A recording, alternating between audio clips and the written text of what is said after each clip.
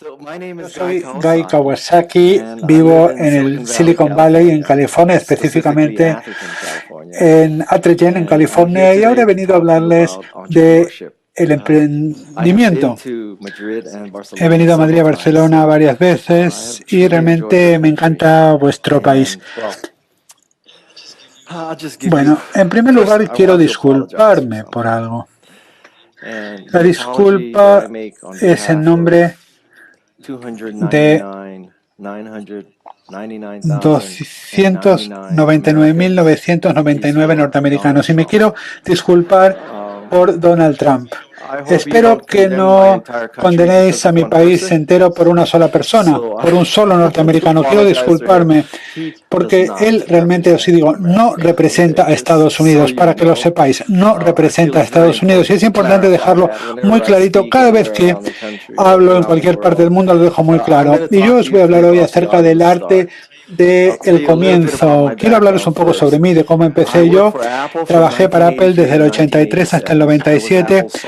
Fui el evangelizador de software de Apple. Por lo tanto, mi tarea era convencer a la gente para que utilizara Macintosh para escribir su software y su hardware. ¿Cuándo utilizáis Macintosh en esta sala? Bueno, un montón de gente utilizáis Macintosh. Por lo tanto, trabajé en la división de Macintosh, trabajaba para Steve Jobs. La división de Macintosh era seguramente pues un grupo de maníacos pues muy raros y sobre todo personas muy narcisistas.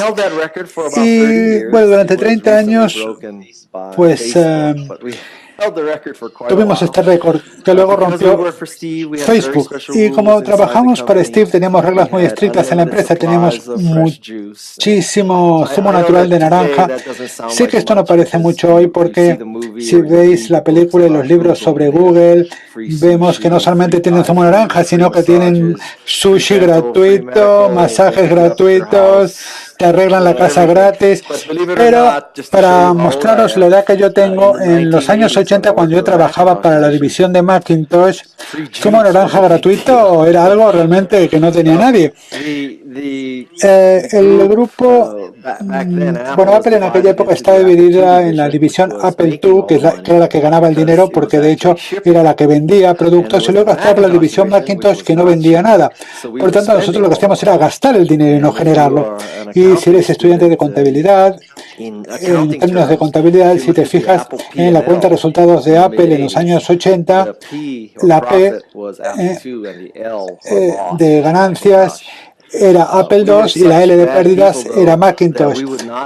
Pero nosotros no dejábamos que los de Apple II entraran a nuestro edificio, por lo tanto ellos se dieron cuenta rápido de que no se les permitía entrar en un edificio que ellos mismos estaban pagando. Y esto les ponía de los nervios y entonces idearon un chiste sobre los empleados de Macintosh y decían, ¿cuántos empleados de Macintosh hacían falta para colocar una bombilla? Bueno, pues decían que hacían falta 4, uno que la sujetara y 4 que dieran vuelta a la mesa sobre el que estaba parado. Pero de todas formas, en algunos casos se podía decir lo mismo de Bill Gates. Yo he estado los últimos 40 años pues escuchando muchas conferencias sobre alta tecnología y hay dos puntos clave. En España quizás la cosa sea distinta, pero en Estados Unidos los dos puntos claves en primer lugar es que todos los expertos tecnológicos realmente dicen tonterías y además hablan muchísimo, hablan durante horas y horas. Y si eres un mal orador y además tus charlas son cortas, bueno, vaya y pase. Y si eres un excelente orador y tu charla es larga, también está muy bien. Pero si eres un mal orador y encima hablas durante mucho tiempo, es como ser tonto y además arrogante. Es la peor combinación posible. Por lo tanto, yo lo que hago en mis charlas es utilizar un formato de 10 puntos claves y de esta forma se puede saber durante cuánto tiempo voy a aburrirles, si es que les aburro. Entonces, los 10 puntos claves son los siguientes. Yo he sido pues inversor, asesor, he participado en muchas startups y me gustaría deciros que he hecho todo bien en mi vida. La mayor parte de esta presentación habla de las cosas que he hecho mal, por lo tanto os voy a hablar de mis errores para que sepáis cuáles son las cosas que no tenéis que hacer para tener éxito. Entonces, en esta pantalla me ha salido algo un poco raro. Quizás me tendría que identificar para quitar esto que me sale aquí que es tan molesto.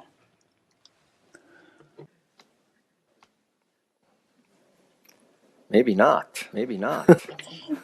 Pero ni así. I give up. Okay. Entonces, el primer consejo que quiero daros, quiero hablar de las startups con éxito.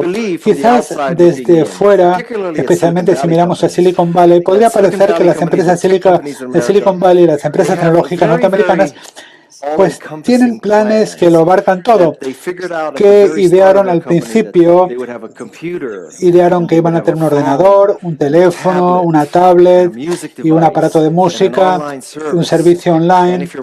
Y si eres Microsoft tendrás un sistema operativo, un negocio de aplicaciones, un negocio de búsquedas. Y pues uno tiende a pensar que estos genios de las empresas tecnológicas lo tenían todo planeado, pero nada más lejos de la verdad. Las empresas norteamericanas de las que son tan famosas hoy, pues empezaron formulándose preguntas muy sencillas, pero no eran preguntas sobre dominar el mundo, sino que eran preguntas como esta. Entonces, ¿qué? Y esta pregunta, ¿cómo funciona? Bueno, pues tienes una visión en cuanto a cómo va a evolucionar el mundo y luego te preguntas, en base a esta visión, por lo tanto, ¿qué va a necesitar la gente? Por ejemplo, y remontémonos un poco 50 años atrás. Pues alguien pensó que todo el mundo iba a necesitar un teléfono, que ese teléfono iba a tener una cámara y ese teléfono con esa cámara iban a estar en una red de alta velocidad para que pudiéramos estar en cualquier parte del mundo y subir imágenes. Pero si pensábamos hace 50 años que eso iba a suceder, entonces ¿qué tipo de empresa íbamos a crear? Pues esta podría ser el inicio de una empresa como Snapchat. Ellos sabían que esto iba a suceder, pero en realidad nadie realmente lo sabía, ¿verdad? Pero si sabías que los teléfonos iban a tener cámaras e iban a estar conectados a Internet, pues entonces quizás podíamos iniciar una empresa como Flickr, pero empezando con esta pregunta tan importante. Sabemos lo que sabemos y entonces, por lo tanto, ¿cómo será? ¿Cuál será la compañía? El segundo punto es, esto es interesante, ¿verdad? Entonces, vamos a suponer, somos ingenieros, somos científicos, estamos intentando testar una hipótesis, estamos intentando crear algo muy específico y fracasamos. Tenemos un accidente, el resultado es malo, no es el que pensamos, pero el resultado, aunque no es el que queríamos, es interesante, sin embargo. Por lo tanto, el ejemplo clásico que todo el mundo utiliza es los papelitos de post-it de 3M. 3M estaba intentando fabricar una cola muy fuerte, muy resistente, pero por accidente lo que fabricaron fue una cola nada resistente, tan poco resistente que podías pegar algo, quitarlo y sin dejar ningún rastro. Y de pronto pensaron, esto es interesante. Y así nacieron los post-it. Es decir, nacieron a partir de un fracaso, ¿verdad? Bueno.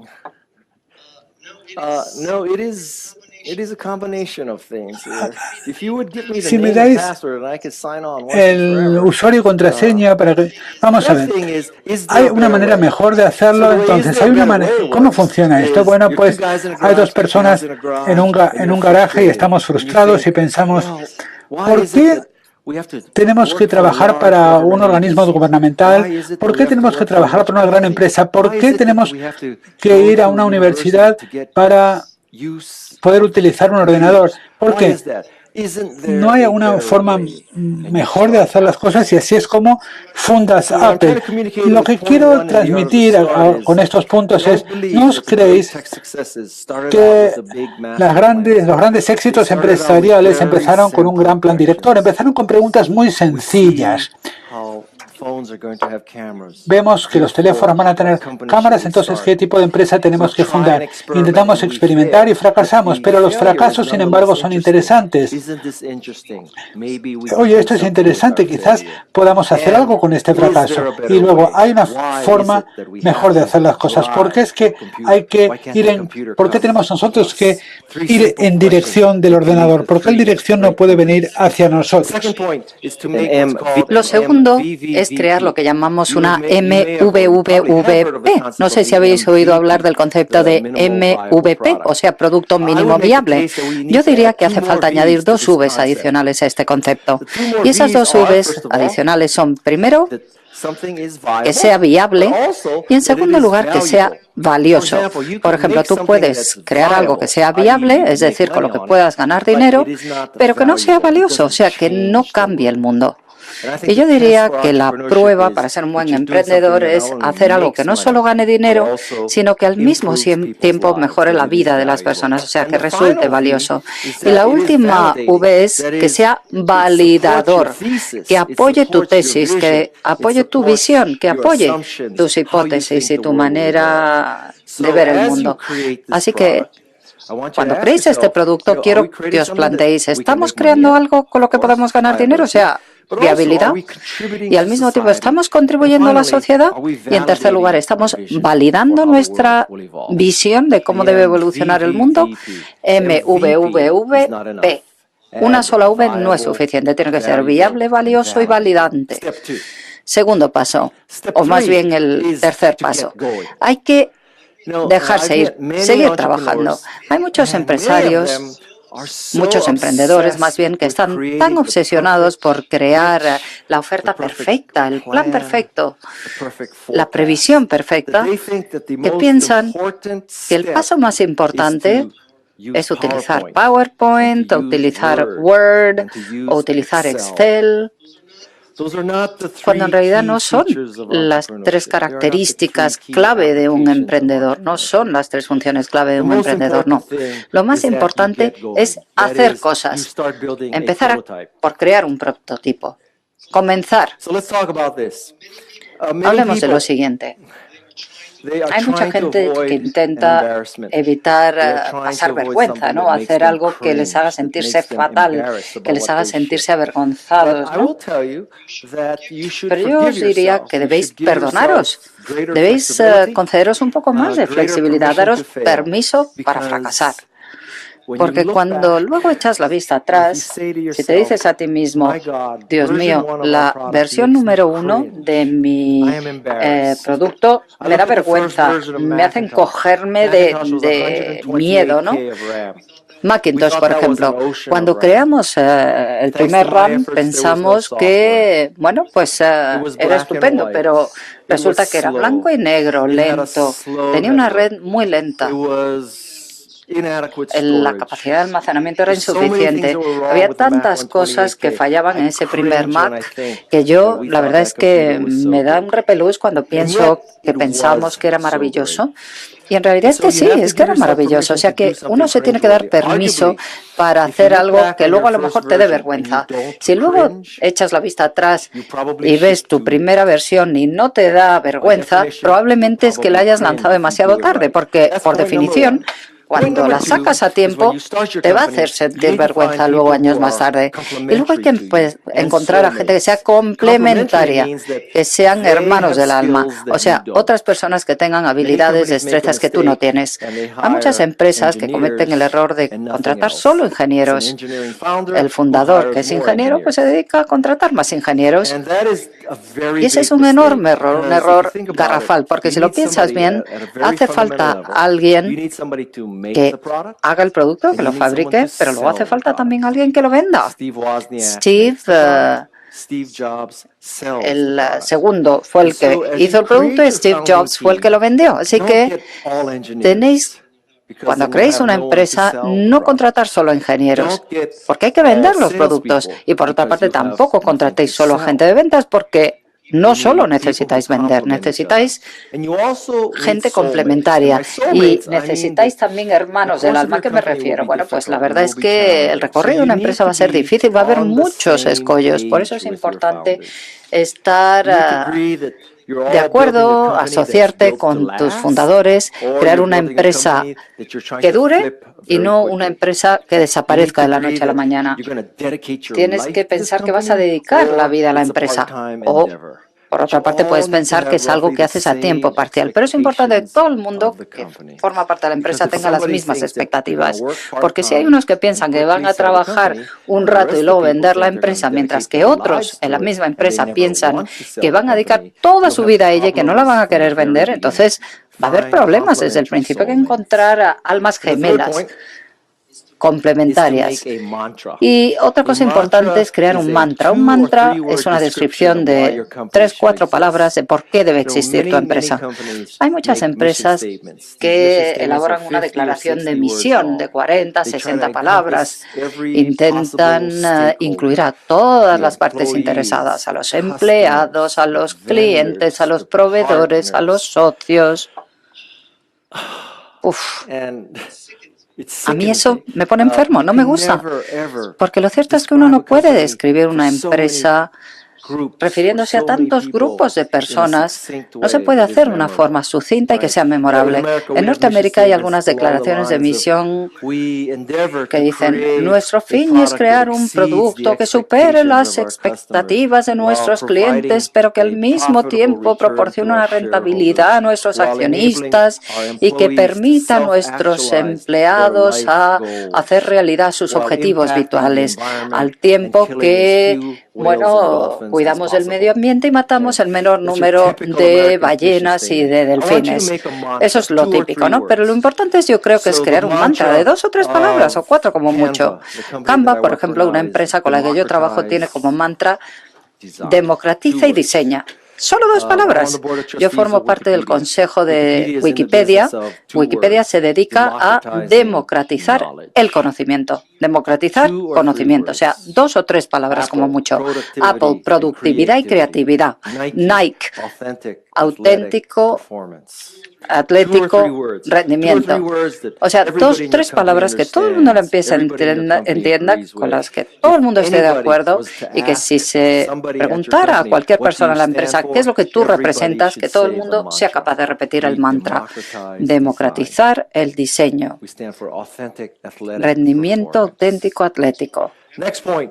Siguiente punto. Una vez elaborado el mantra, hay que definir un modelo de negocio. Y la clave para esto es ser muy concretos, muy específicos.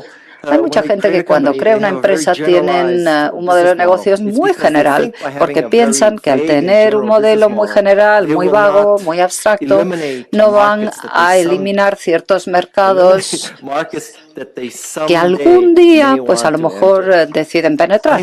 Y yo creo que eso es un error, porque al inicio de una empresa hay que ser muy concreto, muy específico, tanto que tu mentalidad debería ser exactamente quién de esta empresa, quién de este mundo tiene tu dinero en su bolsillo. ¿Y cómo puedes conseguir que ese dinero salga de su bolsillo y se meta en el tuyo?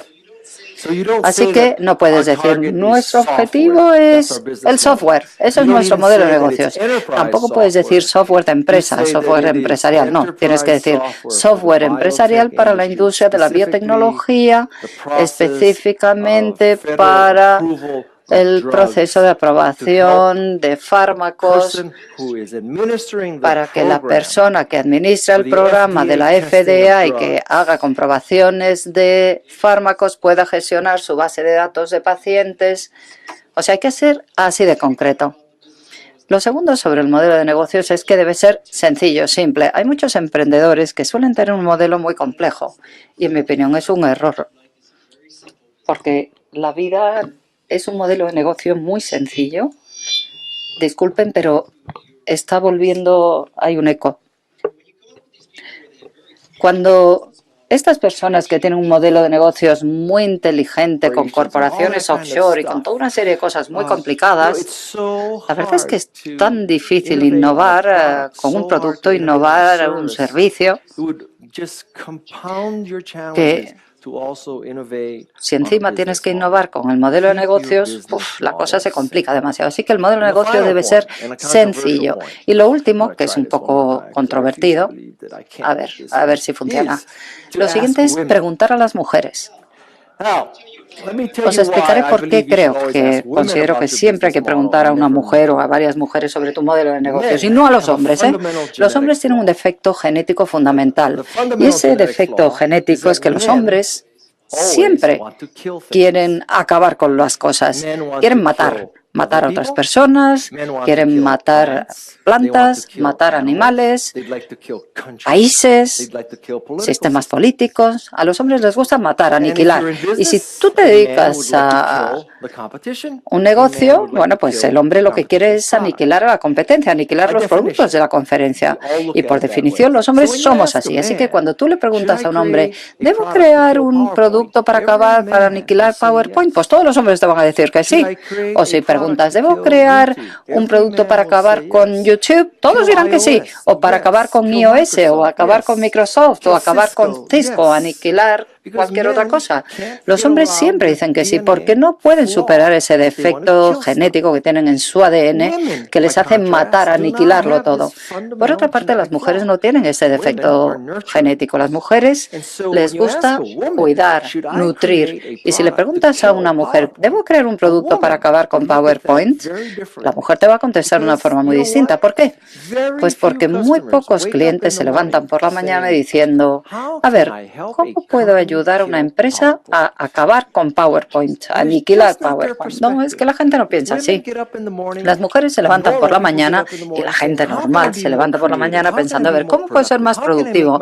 ¿Cómo puedo ser más creativo? ¿Cómo puedo hacer ofertas más eficaces? Y no acabar con PowerPoint. Esa es la perspectiva, ¿no? Muy poca gente va a querer ayudaros a aniquilar a la competencia. Hombre, si hacéis un producto maravilloso o un servicio maravilloso, uno de los resultados podría ser que acabéis aniquilando a la competencia.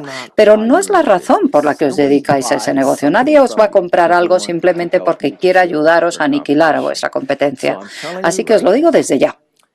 Lo que os interesa es una buena opinión sobre vuestro negocio, sobre vuestro modelo de negocio. Y para eso, preguntad a las mujeres, no a los hombres. Lo siguiente es crear lo que yo llamo un mat, una alfombrilla. Al inicio de una empresa uno tiene una sensación maravillosa, porque una vez que tienes una empresa, bueno, pues llegan los compromisos, te das cuenta de que has contratado a gente que no deberías haber contratado.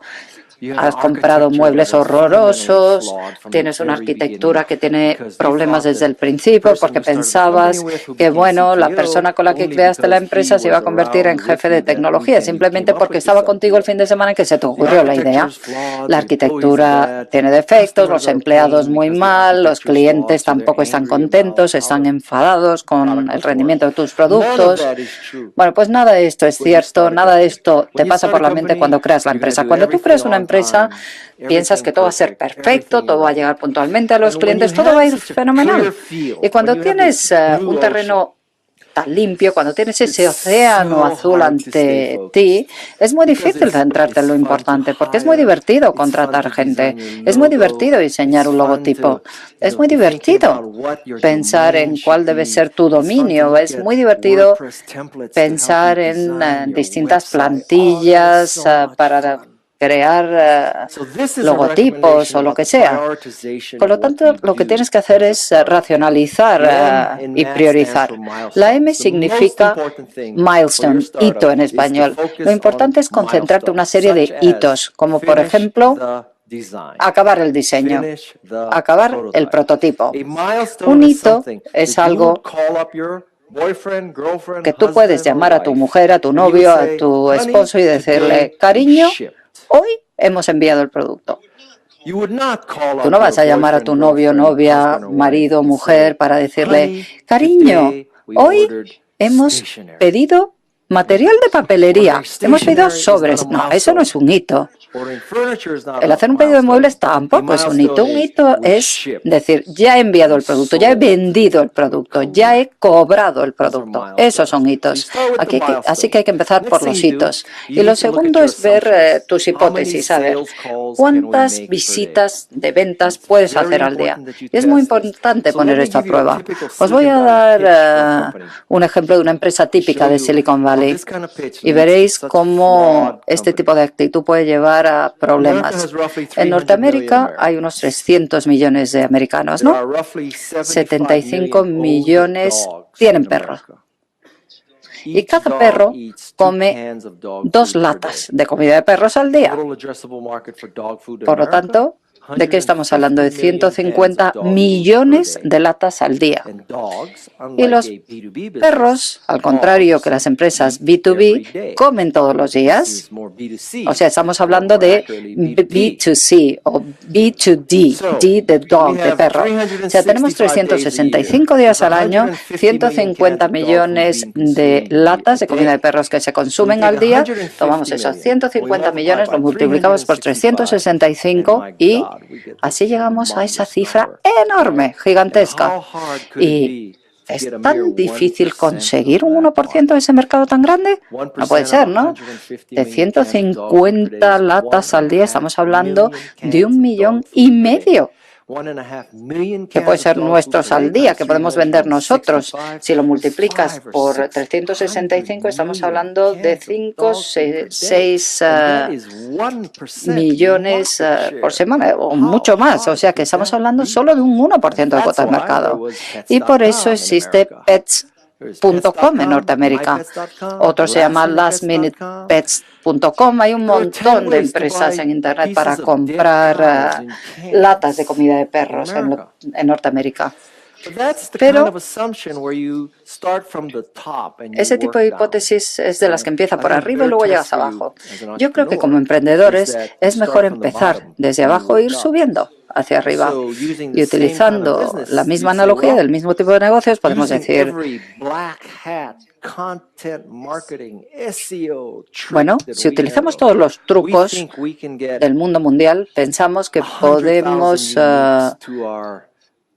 conseguir X visitas, 100.000 visitantes únicos en nuestra página web cada mes.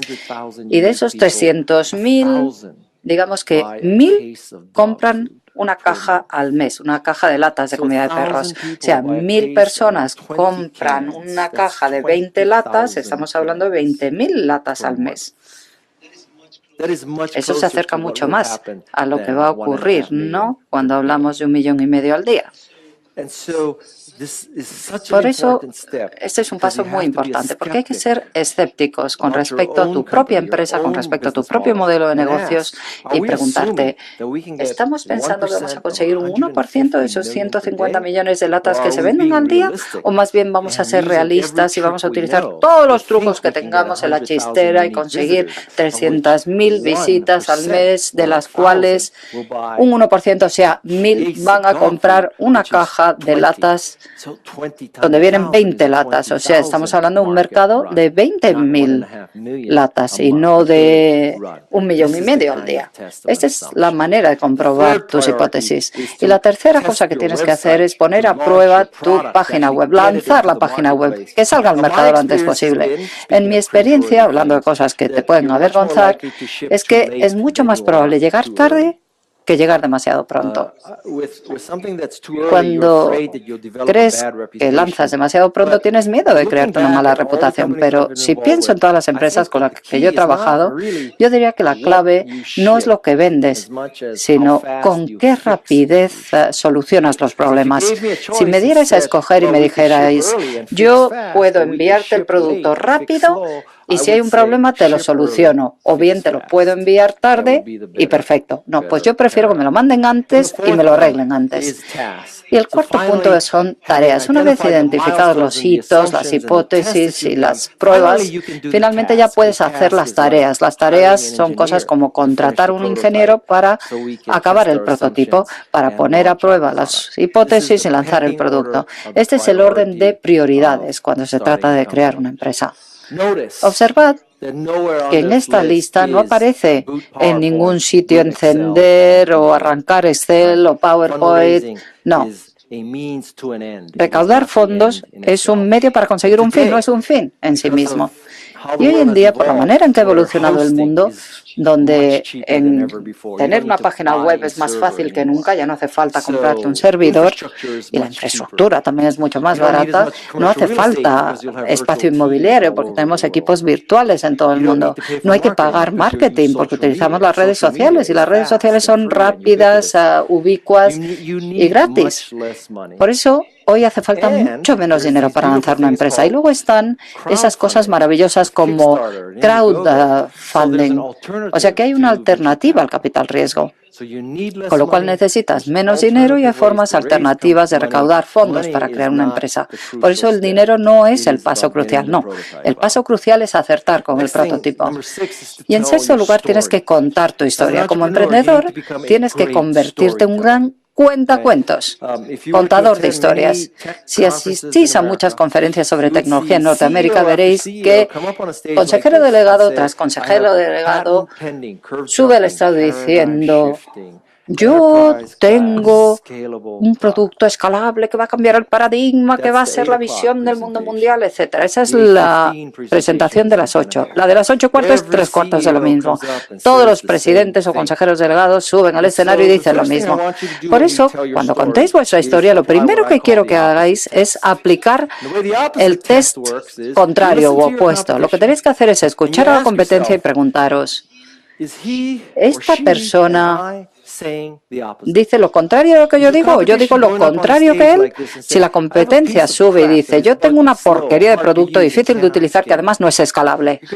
Si la competencia dice eso, vale, muy bien. Entonces sube tú al escenario y di: oye, tengo un software que es la pera, rápido, no tiene problemas, es fácil de aprender y escalable. Pero lo más probable es que todo el mundo suba al escenario y diga que su producto es el mejor del mundo mundial. Así que si tú no vas a decir lo contrario de lo que dice la competencia, al final lo que dices no significará nada. Y lo siguiente que tienes que hacer es hacer de tu historia algo personal.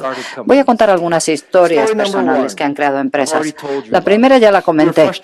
Estábamos frustrados porque no podíamos utilizar un ordenador a menos que fuéramos a HP o a la Universidad de Stanford, o a menos que trabajáramos para Atari, ¿no? Y se nos ocurrió que debía haber una forma mejor de hacer las cosas. ¿Por qué los ordenadores son tan caros, tan grandes, tan difíciles de utilizar? Así que Wes y yo creamos lo que queríamos que fuera un ordenador personal, o sea, pequeño, barato y fácil de utilizar. La génesis de Apple fue eso. Pierre Amillat, el fundador de eBay, cuenta la historia de que cuando creó eBay, su mujer coleccionaba juguetes, o su novia entonces, porque no estaba casado todavía con ella, y necesitaba una manera de vender un dispensador de pez. ¿Sabéis? Esas pastillitas que se comen. Así que así fue como él creó eBay para ayudar a su mujer a vender dispensadores de pastillitas pez. Esa fue la génesis de eBay.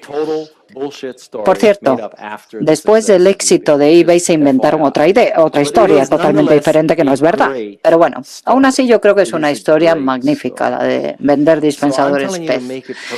Lo que intento decir es que la historia sea personal. Por ejemplo, yo creé Apple porque quería utilizar un ordenador personal o porque mi mujer quería vender dispensadores PES. Lo importante no son cosas que cambian los paradigmas, que son productos escalables, no. Que sea algo personal. Y lo tercero es aplicar la regla 10-20-30. Las cifras más importantes de hoy van a ser 10-20-30. En cualquier presentación, PowerPoint o lo que sea, el número óptimo de páginas es 10. Si hay algo que quiero que aprendáis hoy, es esto. Y os haré un favor durante el resto de vuestra carrera. 10 diapositivas. Es muy difícil transmitir 10 cosas con 10 diapositivas. Vosotros diréis, este es un hipócrita. Nos está diciendo que con 10 diapositivas es suficiente cuando ya lleva 40 él. Bueno, pues os quiero explicar una cosa. Es que vosotros no sois como yo. Así que vosotros tenéis que utilizar 10. ¿Y por qué en 20 minutos? Bueno, pues porque resulta que en el mundo, si echamos un vistazo, Aproximadamente un 90% del mundo utiliza ordenadores Windows. Y yo sé, por mi experiencia personal, que cuando alguien entra en una sala con un ordenador Windows, probablemente va a tardar 40 minutos en hacer funcionar el proyector. Si todo el mundo utilizara Macintosh, entonces estaríamos hablando de otro tipo de regla. Y 30 significa lo siguiente: el tamaño mínimo de la fuente debe ser 30 puntos. Es una regla empírica. Tienes que pensar, ¿cuál es la persona de más edad de la sala? Pues divide entre dos. Si son personas de 60 años, 30 puntos. Me refiero al tamaño de la fuente, ¿no?, de la letra.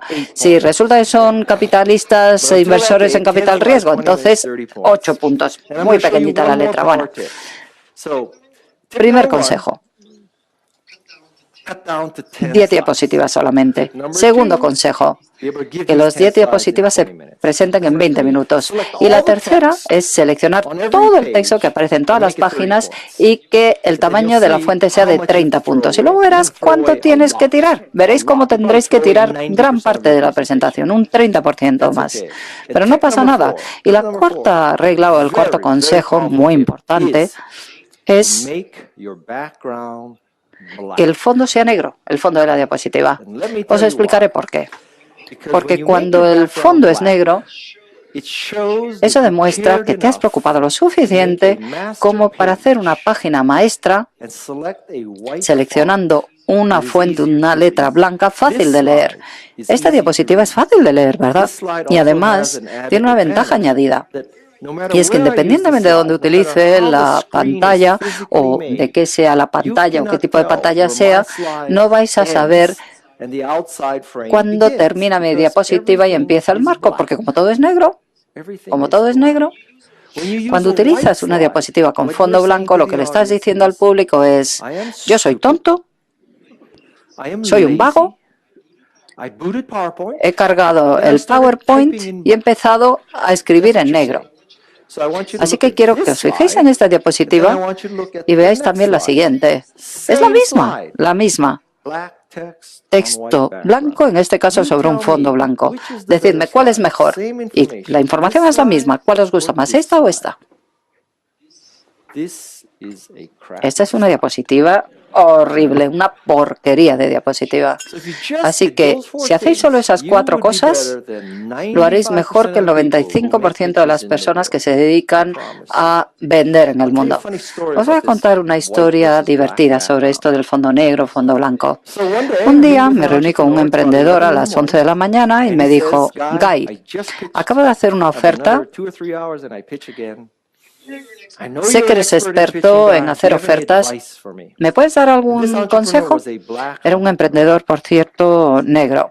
Y yo le dije: ¿tu fondo, tus antecedentes son negros? Y me dijo: sí, yo soy de Atlanta. Vengo de una familia multirracial. Sí, mi trasfondo es negro.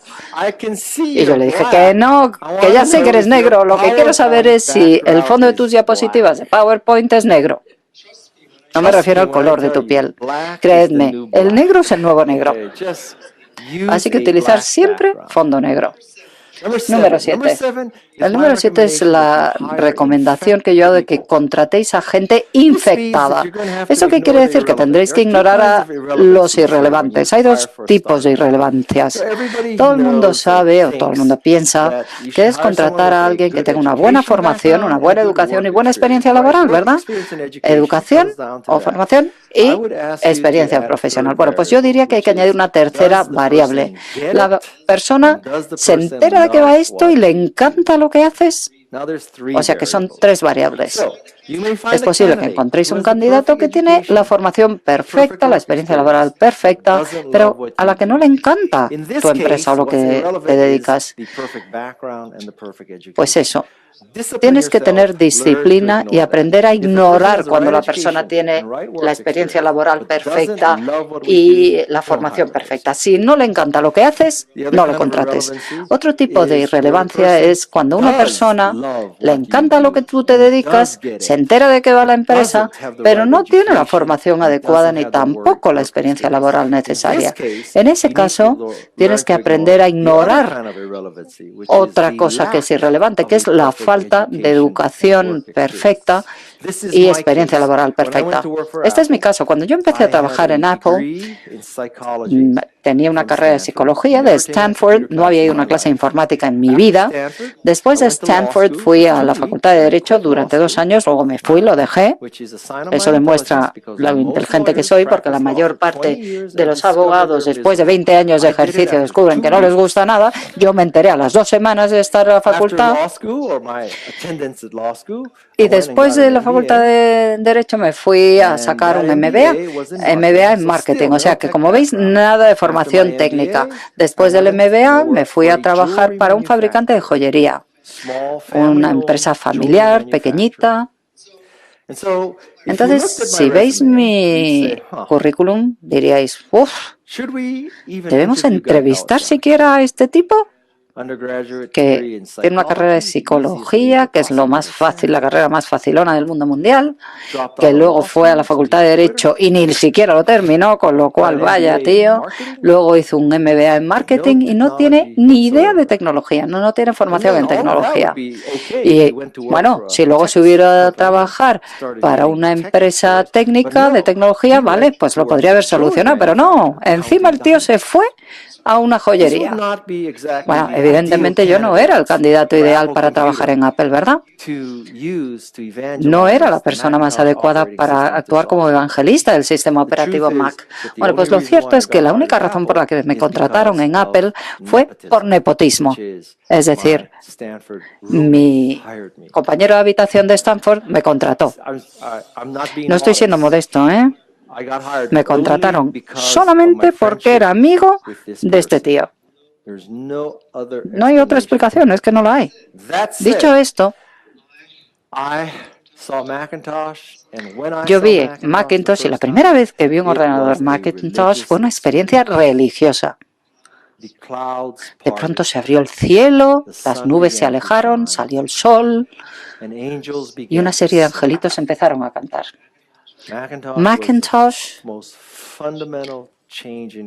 fue el mayor cambio, la mayor revolución en informática que yo había visto en mi vida. Fue amor a primera vista. O sea que a cierto nivel la gente de Apple se dio cuenta, oye, este tío no tiene la formación correcta ni la experiencia laboral correcta, pero entiende que Macintosh va a cambiar el mundo. O sea que hay que ignorar lo que es irrelevante. Ay, otra vez me ha pasado lo mismo. Lo siguiente es que contrates a gente mejor que tú. En la división de Mac decimos, un jugador A contrata a jugador A. Pues no, debería ser que un jugador A debe contratar a un jugador A plus, A más. Tienes que contratar a alguien mejor que tú. Superar tu ego. Pensar, oye, yo a lo mejor soy el consejero delegado, pero quiero que sea alguien mejor en marketing, en ingeniería, en operaciones, en marketing. Si yo soy el CEO y soy el mejor de la empresa, vaya porquería de empresa.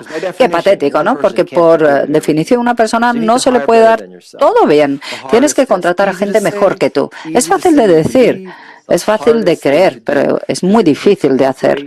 Porque hace falta mucha confianza en uno mismo. Contrata gente mejor que tú.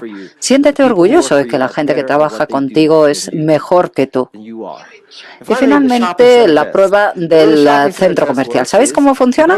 Te vas a un centro comercial y ves a alguien que está entrevistando o haciendo una entrevista para trabajar en tu empresa a la distancia del fondo de la sala. Yo sé que esa persona va a hacer una entrevista en mi empresa, pero a mí no me ha visto todavía. Bueno, estamos en el centro comercial. ¿Qué puedo hacer? Me puedo dirigir a esa persona y decirle, hola, ¿qué tal?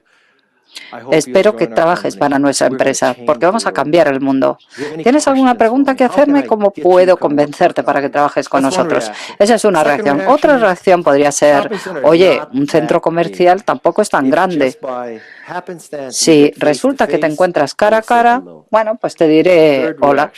La tercera reacción es, me voy a meter en el coche y me voy a ir a otro centro comercial. Para una startup, la primera reacción, eso de ir y decir hola, esa debería ser la reacción instintiva que deberíamos tener. Así es como se contrata a la gente. Y lo siguiente es socializar.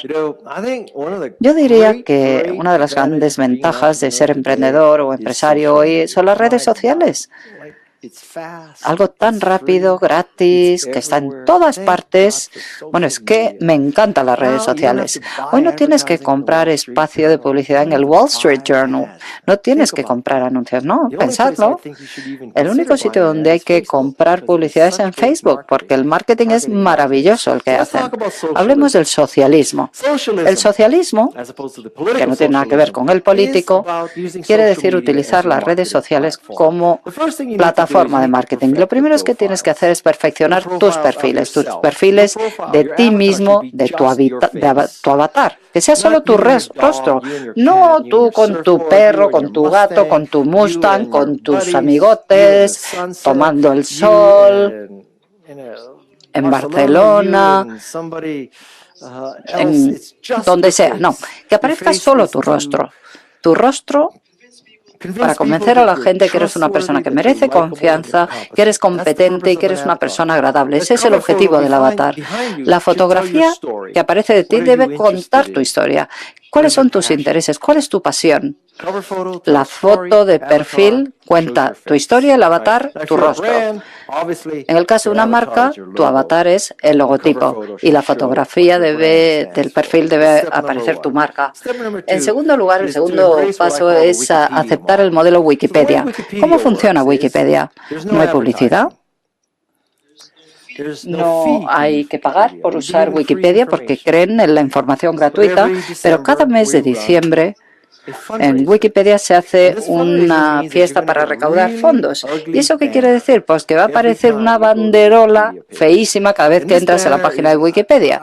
Y esa banderola, bueno, yo he visto varios diseños en el banner y para mi sorpresa yo diría que los más feos son los que generan mejor respuesta. No sé por qué, pero es lo cierto, es la realidad. ¿Cuál es el modelo Wikipedia? Bueno, el modelo Wikipedia es que ofrecemos un contenido tan magnífico, 365 días al año, que varias semanas al año te vamos a pedir que hagas una donación y vamos a tener un éxito extraordinario recaudando fondos, porque la gente quiere devolver algo, quiere devolver a Wikipedia algo por todo el trabajo que ha hecho documentando y democratizando el conocimiento. Así es como hay que pensar. Tus redes sociales deben aportar valor.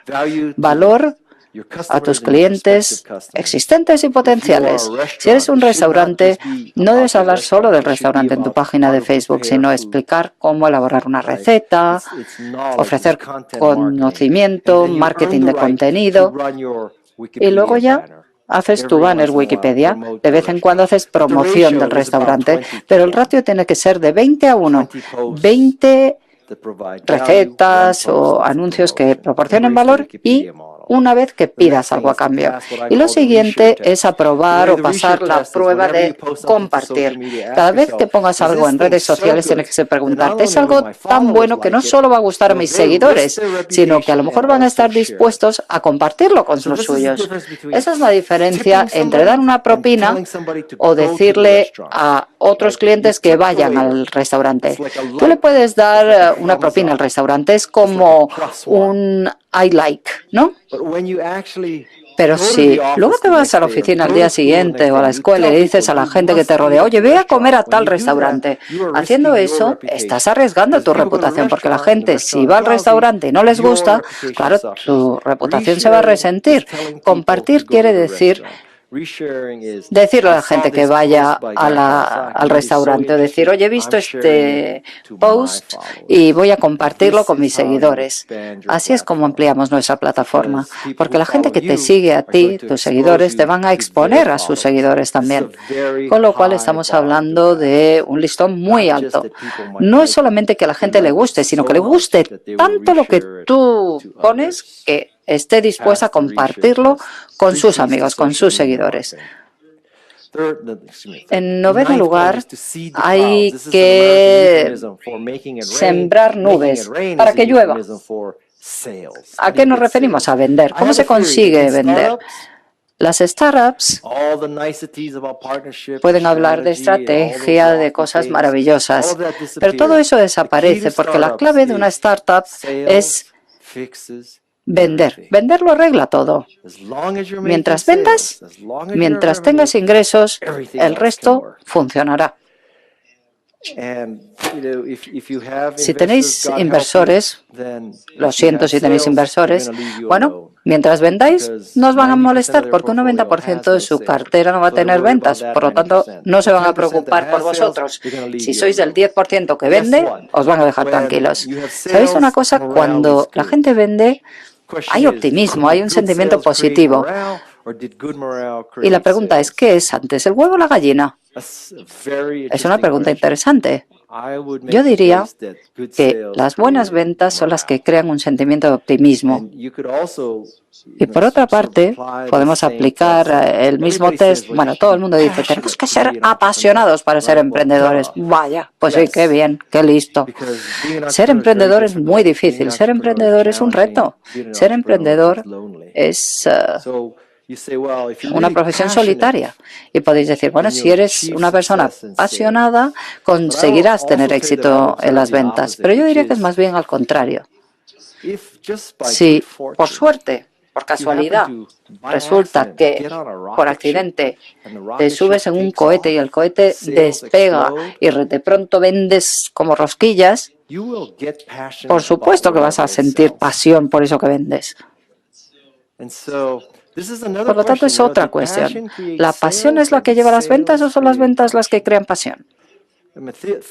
Hablemos de un caso teórico, un caso extremo, sí, es verdad. Remontémonos hace unos años y digamos que en lugar de seguir trabajando para Apple, me hubiera ido a trabajar yo a Microsoft después. Bueno, yo creo que Windows es una porquería, que es feo, lleno de defectos, lento, tiene muchos problemas, pero digamos que por la razón que sea, fui lo suficientemente tonto o listo, depende cómo lo mires, como para dejar a Apple e irme a trabajar a Microsoft. Yo no siento ninguna pasión por Windows, pero digamos que yo llego a Microsoft y de pronto Windows se dispara y empieza a venderse como rosquillas. Bueno, pues probablemente me apasionaría Windows si vendiera Windows como rosquillas. Con lo cual, toda esta diatriba es simplemente para que os acordéis que vender lo arregla todo, cualquier problema. Otra cosa importante, dejad que florezcan 100 flores.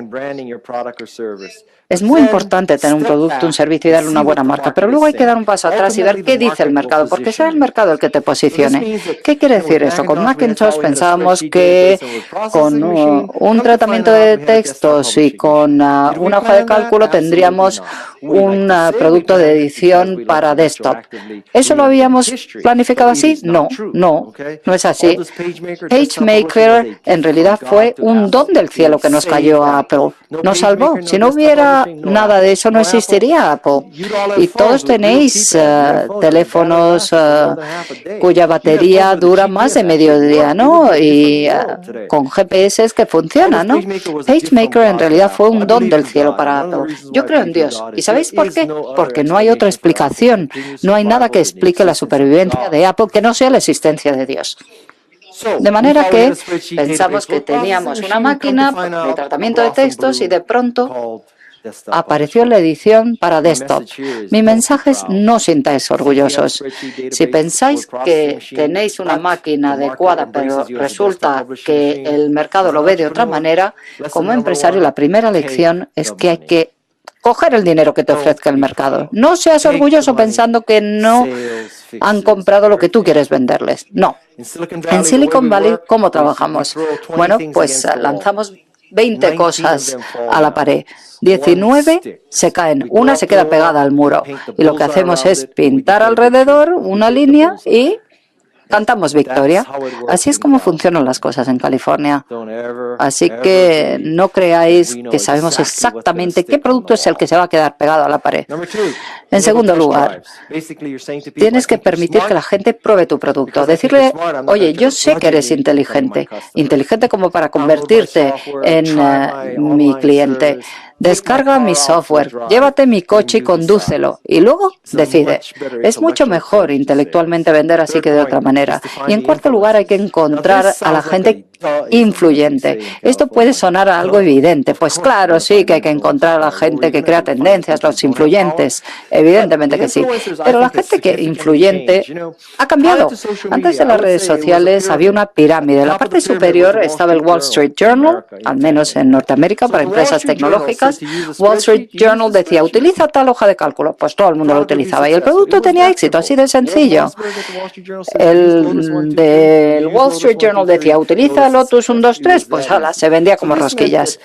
¿Pero qué quiere decir? Que gran parte del marketing en Estados Unidos consistía en hacerle la pelota al Wall Street Journal.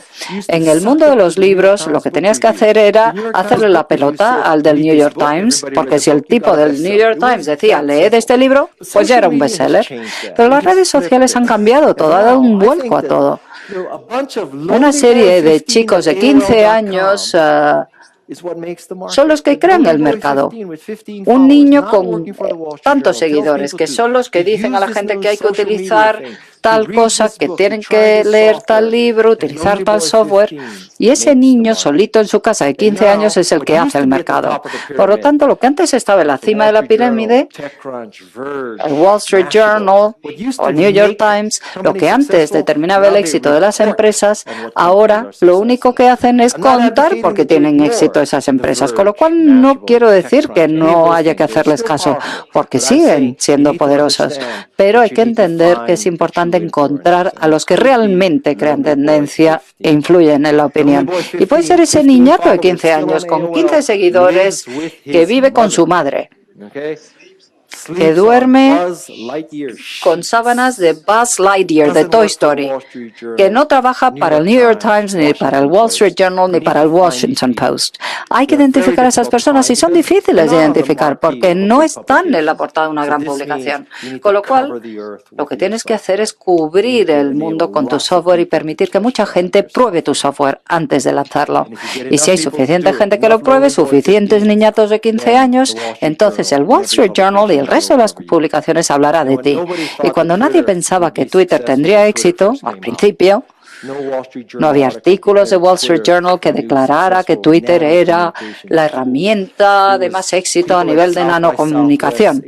Y la gente que iba a conferencias de tecnología, al final, fueron los que declararon que Twitter había tenido mucho éxito y el Wall Street Journal se vio obligado a hablar de ellos.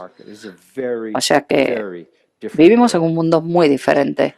Número 10, y esto es lo último que voy a decir. No permitas que te pulvericen los payasos. Esto que no pase. Esto no puede ocurrir en Madrid. Esto no se puede hacer en Silicon Valley. Toda esta gentuza. Bueno, hay dos tipos de payasos en el mundo. Yo los llamo voces o bozos. Un tipo de payaso es ese que lleva un reloj japonés, que lleva una pinta horrorosa y tú dices, vaya perdedor. Eso no son los payasos peligrosos, porque aquí hay algo de autoselección. Solamente un perdedor estará dispuesto a escuchar a otro perdedor. Por lo tanto, si tú eres un perdedor y escuchas a otro perdedor, no tienes esperanza, no tienes futuro, eres un fracasado y yo no te voy a poder ayudar. El payaso más peligroso es el ganador. El payaso ganador es el que va vestido todo de negro, el que tiene todo terminado por I, Armani, Maserati, Lamborghini, Ferrari, Audi. Audi es la excepción. Audi es la excepción. Y miras a esa persona que lleva todo de ese tipo y dices, es rico y famoso, eso debe significar que es inteligente. Y a medida que pasa la vida, te das cuenta de que ser rico y famoso, en un 50% de los casos, lo único que significa es que ha tenido suerte. No tiene por qué escuchar necesariamente a la gente rica y famosa. Por ejemplo, os advierto que no toméis decisiones sobre religión sobre la base de lo que os diga Tom Cruise. También os advertiría que no aprendáis a educar una familia escuchando a la familia Kardashian. Los ricos y famosos no tienen por qué ser necesariamente inteligentes. Tampoco tiene por qué significar que sean tontos, pero en un 50% de los casos lo que tienen es simplemente suerte. Hay que tener mucho cuidado. Yo creo que el ser un payaso, que es esta enfermedad de la que yo hablo, es como la gripe. ¿Y cómo luchamos contra la gripe? Bueno, uno intenta lavarse la mano para que no te infecte la gripe, es una forma de evitarlo, pero todo el mundo debería vacunarse contra la gripe, ¿verdad? Eso sería lo ideal. ¿Y qué es una vacuna contra la gripe? Pues un poquito de gripe para que cuando tu cuerpo se enfrente a la gran gripe la puedas resistir, porque estás inoculado, ¿verdad? Es un buen plan. Yo creo en este modelo de biotecnología, con lo cual lo que voy a hacer es exponeros algo de payasismo para que os encontréis con un payaso en vuestra carrera como emprendedores. Bueno, pues hayáis acumulado la resistencia, tengáis una base que os permita resistir, rechazar el negativismo, ¿vale? Ahí va. Primero, el presidente de IBM en el año 43 dijo, hay un mercado mundial donde solamente pueden existir 5 ordenadores. Yo tengo 5 Macintosh en mi casa, tengo un montón de ordenadores en mi casa hoy. No en el mundo mundial, en mi casa. Esto lo decía el presidente de IBM. Imagínate que eres Bill Gates y conoces a este señor en el año 43 y te dice, en el mundo solo va a haber mercado para 5 ordenadores. Vamos a seguir con COBOL y con nada de FrameRate, porque solamente va a haber 5 ordenadores, no va a haber Apple. Este teléfono tiene demasiados defectos para considerarlo como un medio de comunicación serio. Es un dispositivo que no tiene ningún valor para nosotros. Eso lo dijo Western Union en 1876 sobre el teléfono. ¡Uf! ¿Cuántos utilizáis Western Union hoy? ¿A qué no? Western Union debería dedicarse a Square, a Bitcoin, a ese tipo de cosas ahora, a PayPal. Pero es tan difícil pasar del telégrafo a Internet. Si descartas el teléfono, es una brecha enorme para cruzar, un abismo enorme. En los años 80, en 1800, cuando la gente quería hielo, bueno, pues tenían que comprárselo a un señor que iba con un carro a un lago y cortaba un poco de esto, ¿no? Que iba en trineo. Y luego ese hielo duraba un poquito de tiempo y eso ayudaba a la gente. Luego pasaron 30 años y desaparecieron todos estos compradores de hielo porque había fábricas de hielo. Y hoy tú puedes comprar hielo en cualquier lugar del mundo sin necesidad de que sea invierno, que haga mucho frío y el lago se haya congelado. Todas las fábricas de hielo han desaparecido. Bueno, quedan algunas, pero la mayoría han desaparecido. ¿Por qué? Por la siguiente curva, que es el refrigerador, con lo cual en lugar de ese hombre que venía con el hielo y te lo traía a tu casa en un carro, ahora tienes tu propia fábrica de hielo, que es tu nevera, tu congelador. Y una lección muy importante es que debes ver estas curvas de hielo históricas pensando que nadie ha pasado del recogedor de hielo del lago a la fábrica, a la nevera, porque lo cierto es que la fábrica diseñó su negocio diciendo congelamos agua y te ofrecemos bloques congelados de agua. Ese es el negocio al que nos dedicamos. Ellos no hablaban del refrigerador ni del congelador. Por lo tanto, si quieres ser un emprendedor de éxito, tienes que llegar a la siguiente curva o crear la siguiente curva.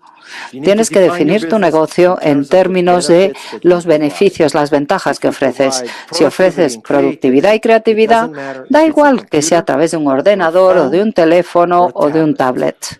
Da igual que sea un servicio online o no.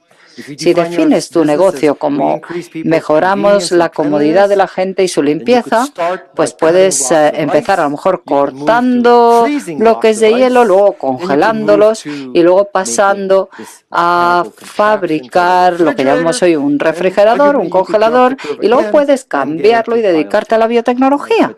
Pero es importante definirte desde el punto de vista de lo que ofreces, las ventajas que ofreces y no el proceso a través del cual ofreces esas ventajas.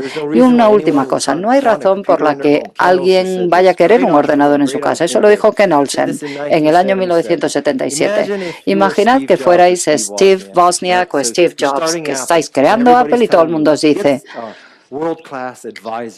contrata un consejero mundial. ¿Quién mejor para que una empresa informática que Ken Olsen, el fundador de DEC? ¿Os acordáis de DEC? Desapareció antes de que nacierais. DEC era una empresa que creaba mini ordenadores de un gran éxito. ¿Os acordáis del mini ordenador? No, ¿verdad? Bueno, pues existía, creedme. Este tipo tuvo mucho éxito, se hizo muy famoso con los ordenadores DEC. Imaginaros Steve Jobs, Steve Wozniak, que van a un congreso, se encuentran con Ken Olsen en el ascensor y le dicen: oye, sabemos que eres el fundador de DEC, que has creado el mini ordenador. Nosotros tenemos una visión diferente de ordenadores, pensamos que deben ser pequeños, baratos, fáciles de utilizar, tan baratos, tan fáciles de utilizar que cualquiera pueda tener uno en su casa. Y el señor Olsen, cuando se abre la puerta del ascensor, les dice: hijos, ¿quién va a querer un ordenador en su casa? ¿A quién le va a interesar? Si quisieran usar un ordenador, bueno, pues lo único que tienen que hacer es ir a la oficina, y utilizar un mini ordenador DEC. Así que no destrocéis vuestra vida, aprender a programar en COBOL y veniros a trabajar a DEC, porque Apple no va a tener éxito. Eso es lo que les hubiera dicho Ken Olsen, ¿no? Son varios ejemplos, 3 ejemplos de payasismo. Es importante aprender a ignorar esas payasadas. Ojalá os pudiera decir que cada vez que alguien os diga: vas a fracasar, vais a tener éxito. No quiere decir que sea así. Pero si cada vez que os dicen vas a fracasar, tú escuchas a esa persona y no lo intentas, entonces el resultado va a ser el peor del mundo. El no intentarlo es el peor. Lo peor que puedes hacer. Y ese es el inicio de crear una startup 2.0.